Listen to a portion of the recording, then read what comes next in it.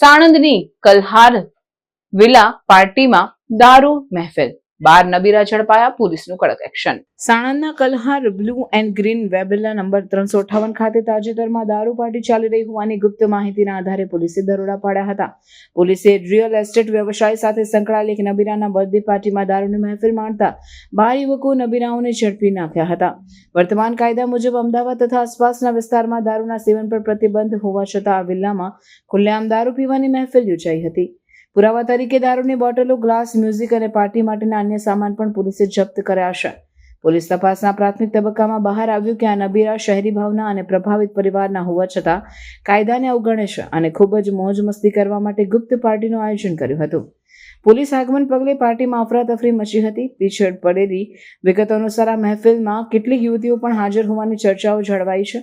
જોકે પોલીસ ચુકાદો આપતી નથી. પોલીસે તમામ ઝડપાયેલા નબીરાઓ વિરુદ્ધ સ્થાનિક પ્રોહિબિશન અધિનિયમ હેઠળ ગુનો નોંધ્યો છે અને વધુ પૂછપરછ હાથ ધરી છે.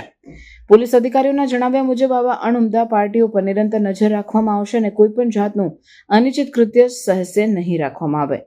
આ વિશે વિસ્તૃત પૂછપરછ અને ખુલાસા હજુ ચાલી રહ્યા છે. સામાજિક માધ્યમ અને લોકપ્રિય હોસ્પિટલના પરિવાર સાથે સંકળાયેલા લોકો હોવાને કારણે ઘટના વધુ ચર્ચાસ્પદ બની છે.